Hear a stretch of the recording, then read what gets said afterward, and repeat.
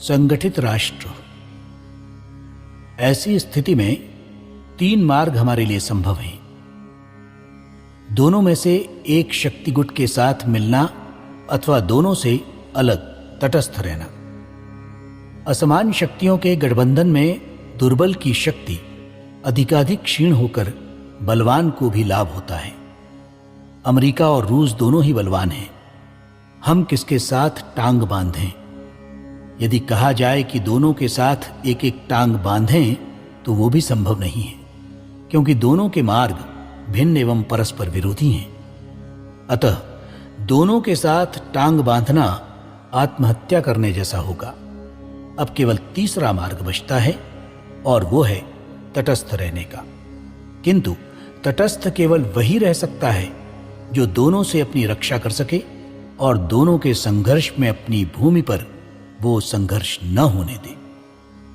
तीनों ही अवस्थाओं में जागतिक संघर्ष के बीच भी अपने राष्ट्र जीवन को अक्षुण्ण रखते हुए अपने राष्ट्र का उत्कर्ष करने के लिए यदि किसी बात की आवश्यकता है तो वो है शुद्ध राष्ट्रवाद को जागृत कर उसको शक्ति संपन्न एवं चैतन्य युक्त बनाना।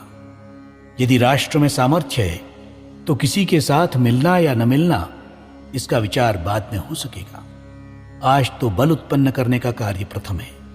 ये बल किसी तात्कालिक समस्या के कारण चाहिए ऐसी बात नहीं है, अपितु सदा सर्वदा के लिए चाहिए। इसलिए हमने परिस्थिति निरपेक्ष राष्ट्र संगठन का सिद्धांत अपने सामने रखा है। संकट आए तो काम करो और संकट टल जाए तो सो जाओ, ये नीति हमने कभी अंगीकार नहीं की। राष्ट्रीय स्वतंत्रता के रक्षण के लिए राष्ट्र को अहोरात्र सन्नद्ध स्थिति में रहना चाहिए।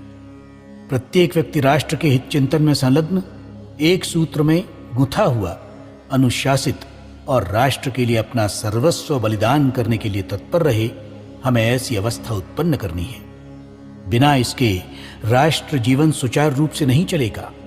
बड़े बड़े आर्थिक राजनीतिक सिद्धांतों की विवेचना चाहे हम कर लें, किंतु राष्ट्र जीवन को चलाने वाले प्राण का स्पंदन जब तक ठीक नहीं तब तक ये सब शव के श्रृंगार जैसा ही होगा। हमारा काम तो ऐसा प्रबल जीवन उत्पन्न करना है जो मृत्यु पर भी विजय पा सके। दुनिया साथ दे या विरुद्ध हो, हमें तो सभी अवस्थाओं में राष्ट्र का जागरूक संगठन खड़ा करना है। संगठन के मंत्र से ही देश को वैभव मिलेगा। दिव्य शाखा तंत्र से ही सुप्त मन सरसिज खिलेगा।